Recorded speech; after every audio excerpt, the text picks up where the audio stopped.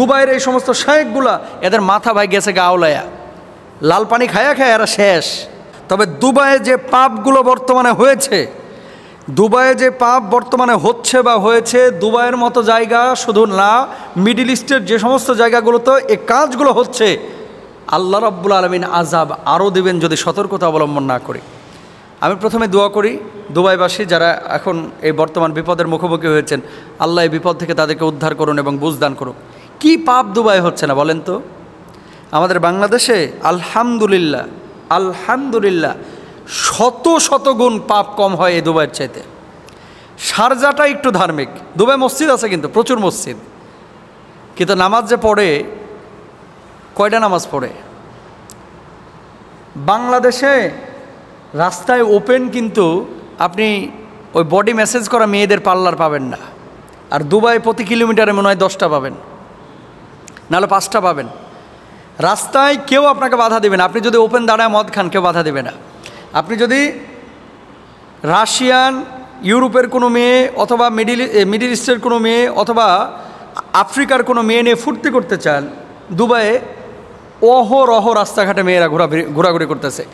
অন্যান্য দেশে রাত্রেবেলায় ঘুরে, আর দুবাই দিনের বেলাও ঘুরে। মুসলিম দেশ, মুসলিম দেশ। কিছু কিছু লোক দেখবেন খালি 2 দিন পর পর দুবাই, 2 দিন পর পর দুবাই, 2 দিন পর পর, মানে দুবাই হচ্ছে এদের মনে করেন মূল ফুর্তির জায়গা। কেন? নারী আছে, মদ আছে, বাধা নাই, চাইলেই শুধু টাকাটা লাগবে, আপনার ডলার লাগবে। আপনি পৃথিবীর যা উপকরণ আছে, আমেরিকা যাওয়া লাগবে না, টাইম স্কোয়ারে যাওয়া লাগবে না, দুবাই পাবেন। ইউরোপ থেকে মানুষ দুবাই আসে, বাংলাদেশ থেকে মানুষ দুবাই যায়, ভারত থেকে মানুষ দুবাই যায়। সবার টার্গেট দুবাই কেন? সবার টার্গেট দুবাইটা কেন? কি এমন আছে? মরুভূমি ছাড়া, বিল্ডিং ছাড়া আছে, আনন্দ পানি আছে, আছে নারী আছে, আছে দিনহীনতা আছে, আছে হারামখোরগুলো এখানে আছে। সবাইকে খারাপ বলছি না। বর্তমান দুবাইয়ের শাসক যদি সতর্ক না হয়, বর্তমান দুবাইয়ের যে চিত্র যদি সতর্ক না হয়, বড় আযাবের মুখোমুখি হবে এই দুবাই, বড় আযাবের মুখোমুখি হবে এই দুবাই। আপনি বলবেন যে হুজুর খুব বেশি বুঝে গেছেন, আমার বুঝ নিয়ে আমি আছি। আমি তো 1বার 2বার না, আমার এখনও মানে ভিসা লাগানো হচ্ছে। শারজার কথা ঠিক আছে, শারজার যিনি গভর্নর উনি ধার্মিক, কিন্তু দুবাইয়ের যিনি, আপনি দুবাই যান, রাস্তায় দাঁড়ায় যদি কোরআন হাদিসের কোনো কিতাব পড়েন, আপনি 4-5 জন নিয়ে ধরেন একটা মাঠের মধ্যে বসেছেন, গোয়েন্দা এসে আপনারা ধরবে। এখানে কেন কোরআন হাদিস নিয়ে আলোচনা হবে? পুরো ইসরায়েলের মামাতো ভাই এটা। ইসরায়েলকে যারা সমর্থন দিচ্ছে মিডিল ইস্টে, দুবাই কিন্তু সবার আগে, দুবাই সবার আগে। খালি আলখেল্লা পরে মাথায় রুমালটা দেখে ভাব, আরে বাবা রে বাবা, মনে হয় আব্দুল কাদের জিলানী রহিমাহুল্লাহর আত্মীয় স্বজন জান্নাত থেকে পালায় আসছে, এরকম ভাবসাব। রাত্রেবেলায় আনন্দ পানি ছাড়া আর ঘুমিয়ে আসে না, ঘুমিয়ে আসে না। গজব কেন আসবে না? আমার আল্লাহ তাআলা কি বলছেন? দহর আল ফাসাদু ফিল বাররি ওয়াল বাহর বিমা কাসাবাত আইদিন নাস। দেখেন, আমি রাষ্ট্র দুবাইকে কিন্তু খারাপ বলতেছি না, আমি আমাদের মানুষের কৃত কাজ কর্মগুলোকে খারাপ বলতেছি।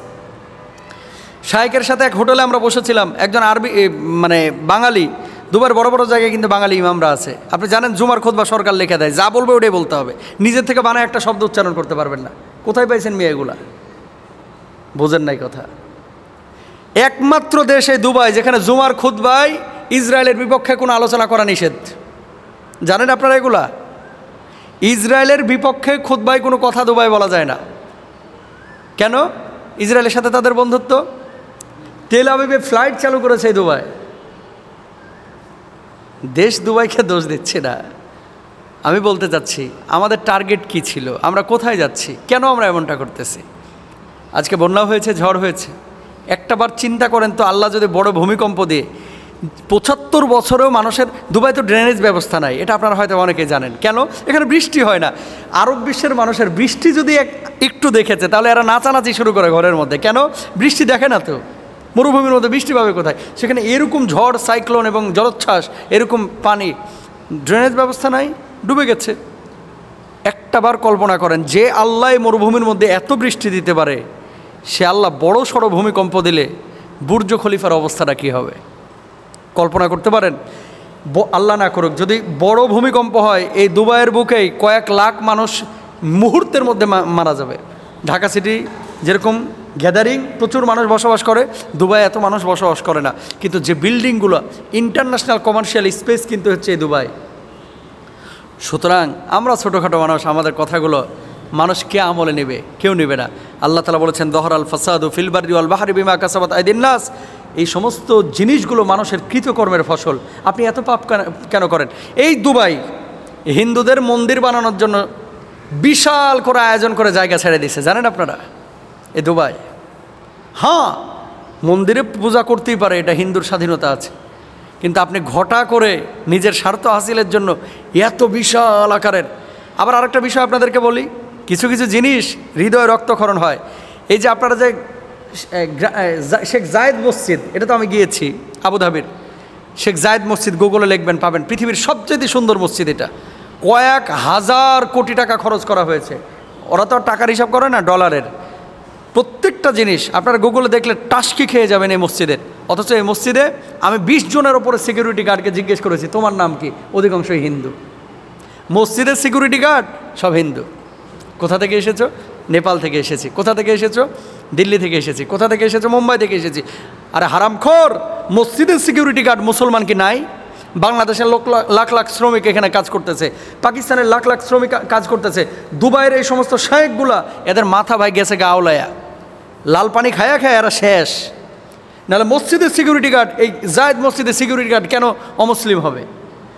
হিন্দুর মন্দিরের দায়িত্ব হিন্দুরা নিবে, খ্রিস্টানের গির্জার দায়িত্ব খ্রিস্টানরা নিবে, আমার মসজিদের দায়িত্ব কেন অমুসলিমরা নিবে? প্রশ্ন জাগে না? এদেরকে কোনো কথা বলতে পারবেন না। টাকা টাকা টাকা, পাওয়ার, দুনিয়া দুনিয়া দুনিয়া, সব বুঝে তারা। আহা, একজন খতিব আফসোস করে বলেছিল, হুজুর আপনারা তো জুমার বয়ানে যে সমস্ত কথাগুলো বলেন, ওপেন বলেন। আহা, আমরা পারি না হুজুর। একটা শব্দ যদি জুমার খুতবায় নিজের থেকে বলি, সরকারের পুলিশ এসে তলব করে, কয় চল থানায় চল, কি লেগে এটা বলছস। বড় আফসোস মুসলিম বিশ্বের জন্য। সতর্ক না হলে বড় ভয়াবহ বিপদ সামনে। আল্লাহ আমার সমস্ত এই আরব শেখদেরকে বোঝার তৌফিক দান করুক এবং পাপ থেকে আমাদেরকে বেঁচে থাকার তৌফিক দান করুক। আল্লাহ আজাব দিচ্ছে না গজব দিচ্ছে, পরীক্ষা নিচ্ছে, আল্লাহ জানে। তবে পাপ বেড়েছে দুবাইয়ে, এটা সত্য। আল্লাহ এদেরকে হেদায়েত দান করুক।